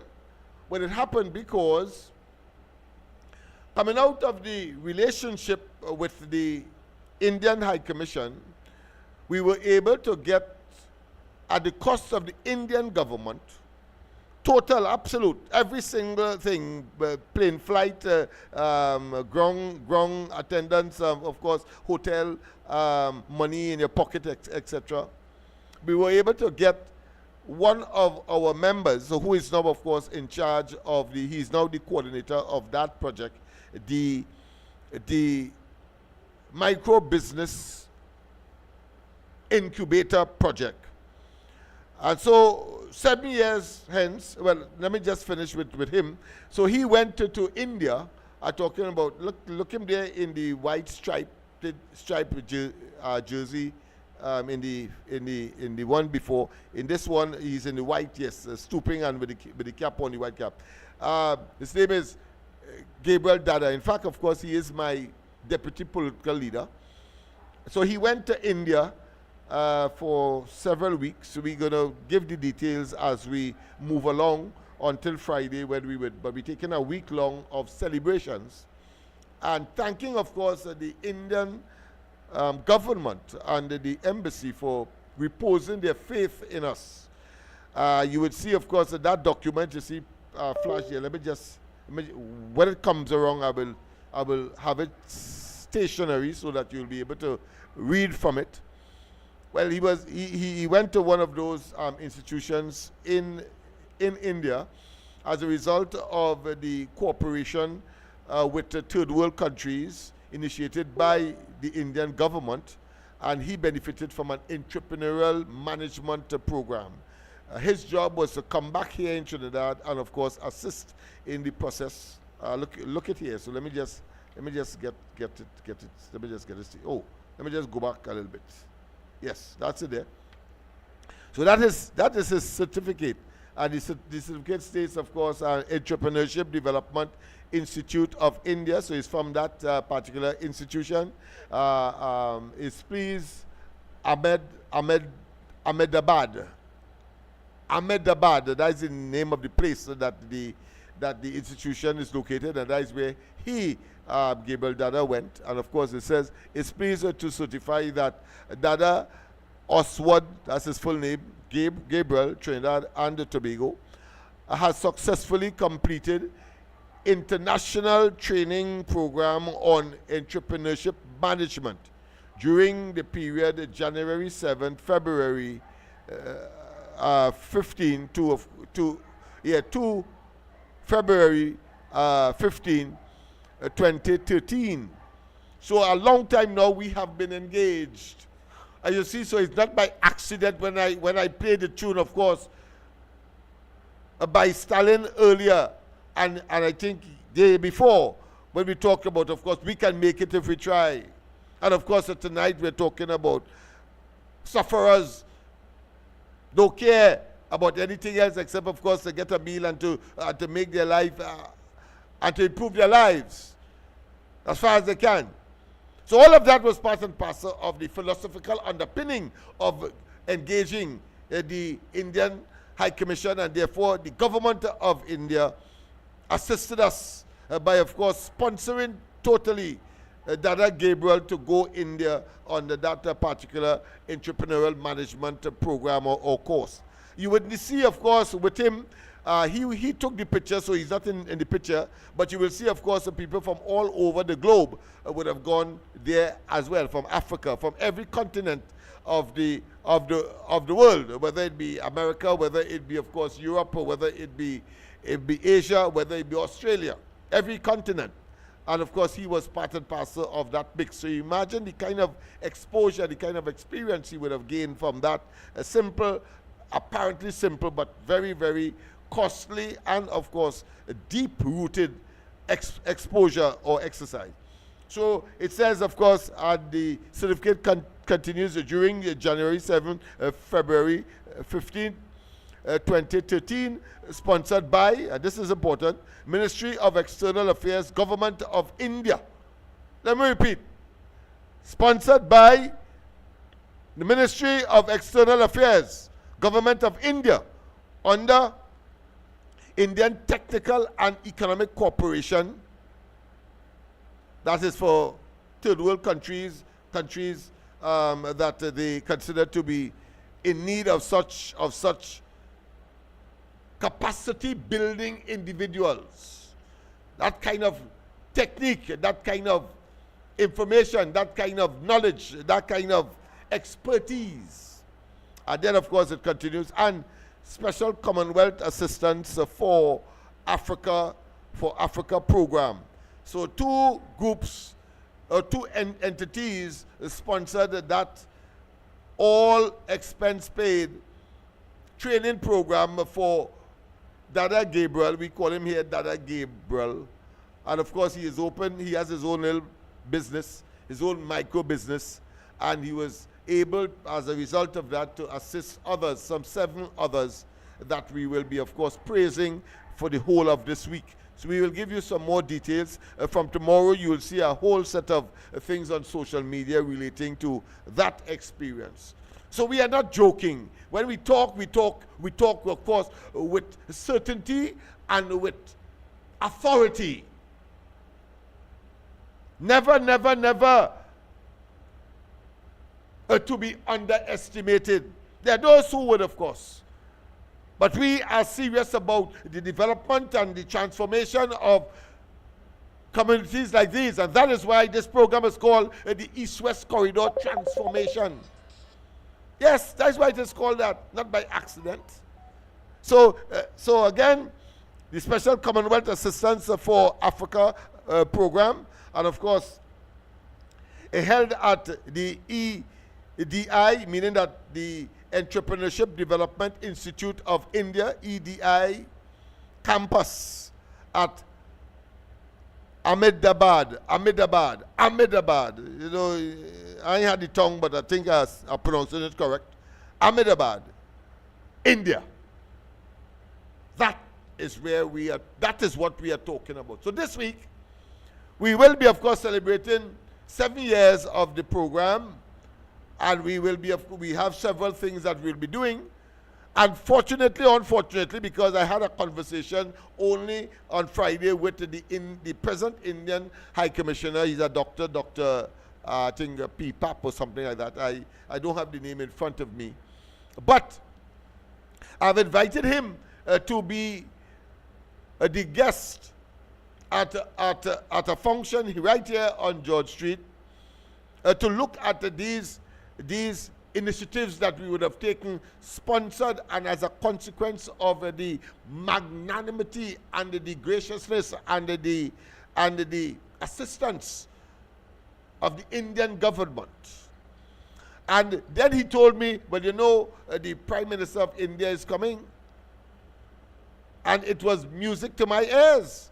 So I said, well, maybe he may wish to, of course, visit East Port of Spain and this particular project that the Indian government had sponsored.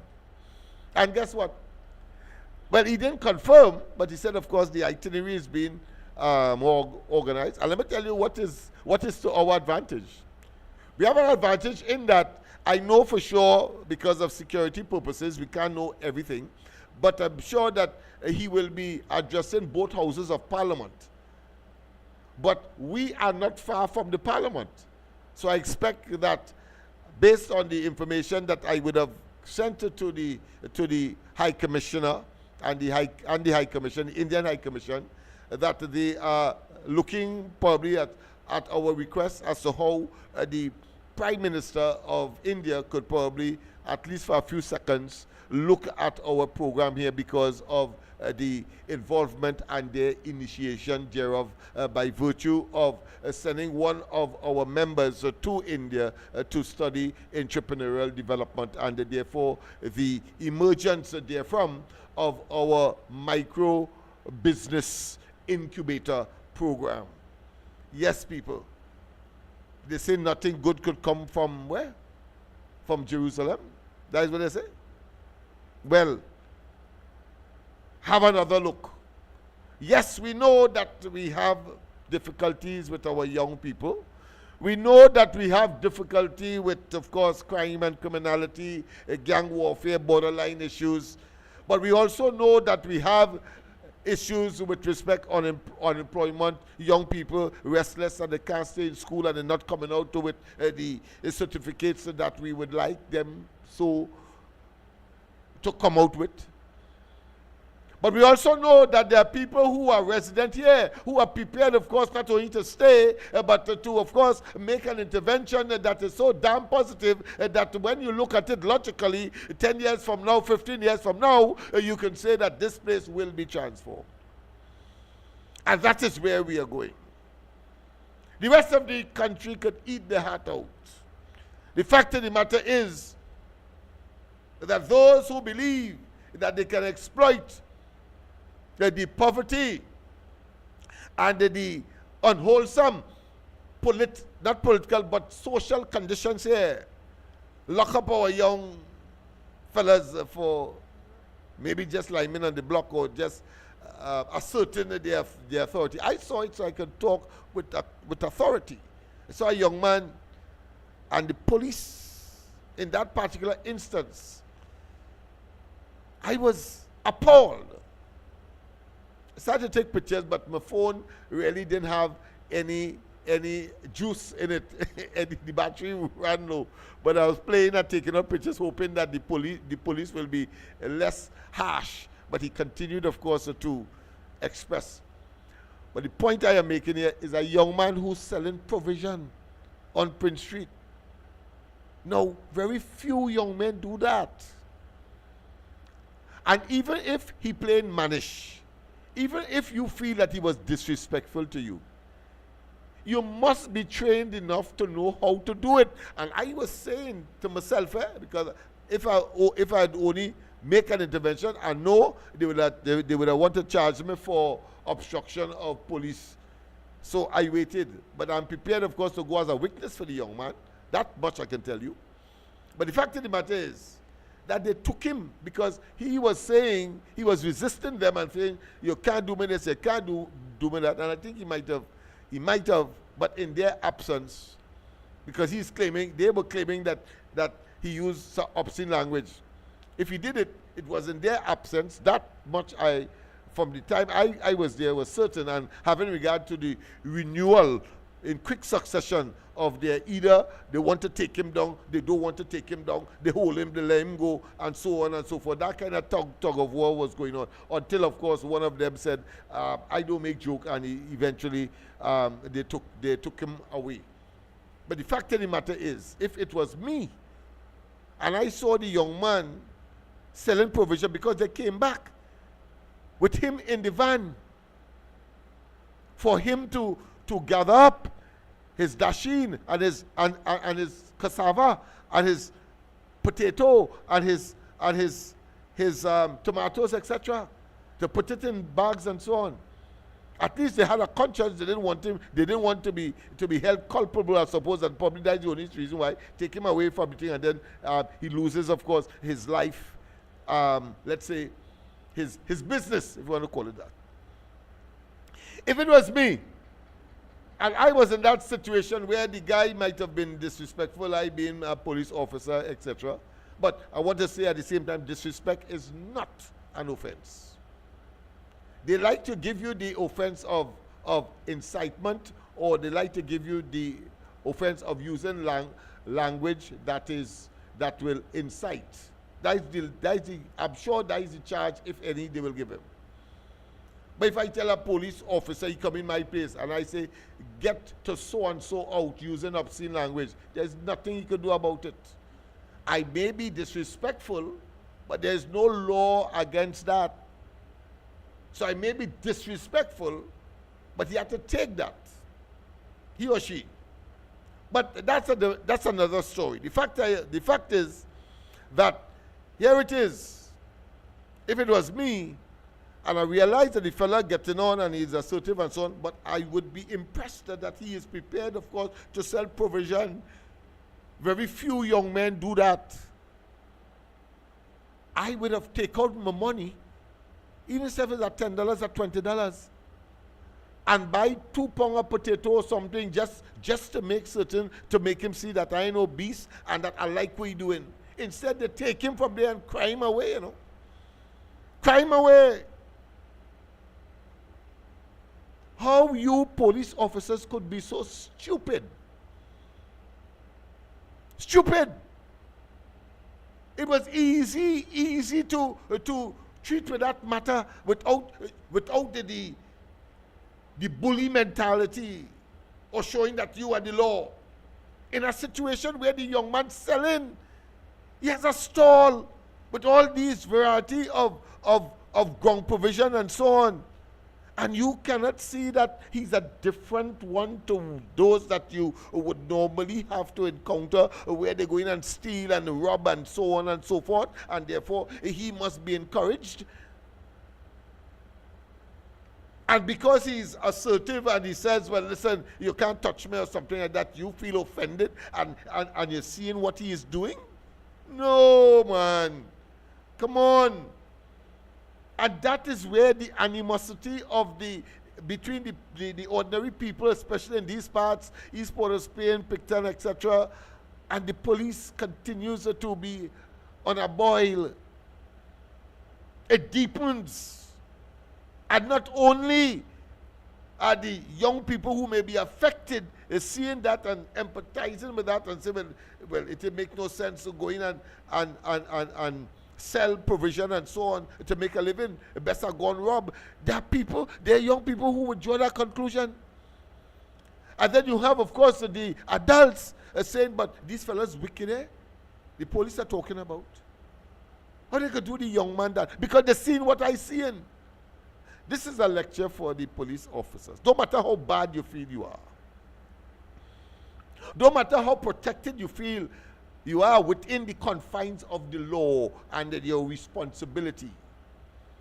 You also have a duty to pay attention to situations like this, because the intervention you make, you won't believe the repercussions, either negative or positive. You take out a $20 and you buy a 2 pound thing and say, I understand your problem, but look, boy, I really appreciate what you're doing. Give me 2 pound of potatoes there. You making joke. That fellow will turn one time because you are a customer, and everybody around would see that, of course, the police is not what the traditional antagonism would make them out to be. Come on. Come on. Come on. I've not seen him since, but I'm going to inquire. And I am going to, of course, go as a witness if he is charged or if he has a matter. I bet you bottom dollar because I saw. All right. So, people, I think we have come to the end of what is time now. The time is now 15 minutes past 10 o'clock. Well, let's stop trying to make me stay here until 11 o'clock. The program has come to an end. All right? So people, of course, have a wonderful rest of the night. God bless, and yes, indeed. So look forward to our week of activities, marking our 7th anniversary, and hopefully we could get, of course, the Prime Minister of India around here, where, of course, we will be able to further get the motivation to continue in business, because most of the businesses that we talked about or we were focused upon were subjected, of course, to the vagaries of the COVID in 2020. So we started in 2019, but most of them, one is closed down right now. They couldn't recover. And of course, there are certain mechanisms that we are looking at, hopefully with a more sensible and sensitive government like what we have now. We are talking, of course, to the Minister of Finance. I want to say he contacted me, I think, on Friday on a different matter. But this matter will be brought to his attention to see at least if we could restock all of these businesses, because it was the government of the day that caused them to go under, struggling businesses, people who have difficulty coming on this side of the port of Spain to do business. But eventually the vision is that everybody will want to come. We envision, for example, because most of the businesses are entertainment oriented, whether it be a bar, whether it be, of course, singing, calypsos, etc., selling alcoholic beverage and non-alcoholic beverage, whether it be a grocery, whether it be what is called a talk shop. All of that are right here. So what we are hoping is that as a consequence of that, we can bring a avenue type arrangement right here on that strip between Nelson Street and George Street, looking just as the avenue with all of the ambience. We will get, of course, the East Port of Spain Development Company involved. We will get, of course, the Port of Spain Corporation involved. We will get the Laventille as well corporation involved. I think they have some responsibility because many of the patrons come from on the hill, and part of the hill is, of course, in the Laventille corporation. I will get those players, including, if necessary, the Ministry of Works. We are doing our homework so that we get that place to a state. Of course, our job, we know, is to talk to the fellas and them and tell them, listen, we too close, or put another way, we are in the eastern part of Port of Spain. But because we are in Port of Spain, we cannot be so poor. How could we be so poor and we are in the capital city, albeit on the eastern side? So we have to find ways and means of making every single citizen recognize that not only do they have a responsibility to, of course, make certain that they protect these businesses, but to make certain that they too can be part and parcel of encouraging people to come in this part of the town so that they can get work in turn, they can engage in business activities as well, and they can, of course, improve their quality of life and standard of living, because it is about wealth creation. Wealth creation across the board, not just the business part of it, but when the young people do well and they get their full certificates and so they feel comforted and comfortable to still remain here and make their contribution, whether they become a doctor, whether they become a lawyer, or whether they become a pilot, or whether they become a nurse, whether they become anything that they desire. But we can improve this place. And as Confucius would have said, that very great Chinese philosopher, the longest journey begins with a single step. There are going to be, of course, detractors. There are going to be soothsayers and so on and so forth. Even from the opposition, I want to say now, because the PNM, the very PNM people who are here would resist. Because there are some people who are destined to accept squalor, to accept inefficiency, to accept mediocrity, and somehow benefit from the young men and women who may have to engage, as they believe, or encourage to engage in crime and criminality in order to get a daily meal. We have to find ways and means of destroying that and to show them another place and way. And of course, if the Prime Minister of India decides to come, it will be a tremendous boost. I'll tell you more if it comes to pass. I'll tell you more what the plan is if he only decides to grace us with his presence. So once again, of course, I want to thank Dara Gabriel for all the work that he would have done. The fact that he took up the gauntlet. He was resistant at the time, but when we came to him and we told him, well, listen, there is an opportunity, he had to leave everything, his little business that he would have had in order to spend time in India. And today, of course, we are talking about the 7th anniversary of the micro business initiative, micro business enterprise that is considered to be an incubator. Small business, micro business leading to small business and maybe bigger things right here in these parts. Oh, we have to find land, we have to find it in some other part of the country, but the fact of the matter is wealth creation is critical for the survival and the creation of jobs for these young people in their numbers, in their appropriate numbers. Have a wonderful rest of the night. God bless. And as we continue, of course, with these and other programs, as of course Stalin would have said, what suffers we?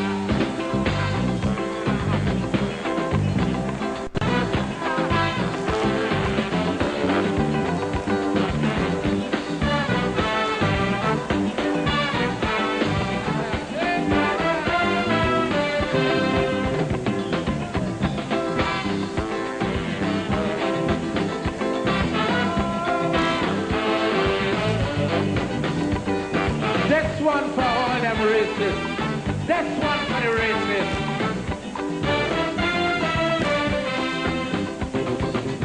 Anytime you bounce up a racist and you hear them running them out, it have a whole set of people don't care what they're talking about.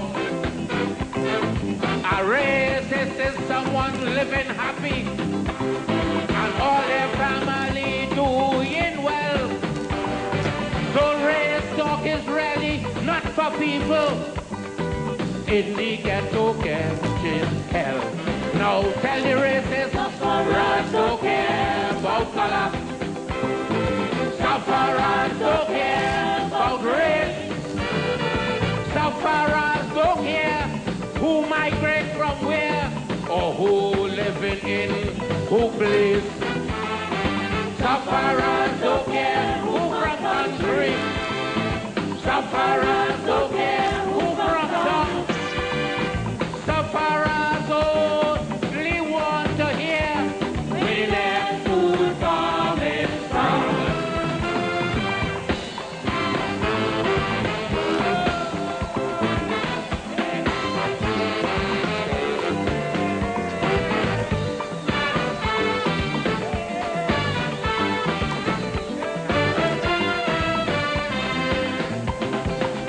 Get up,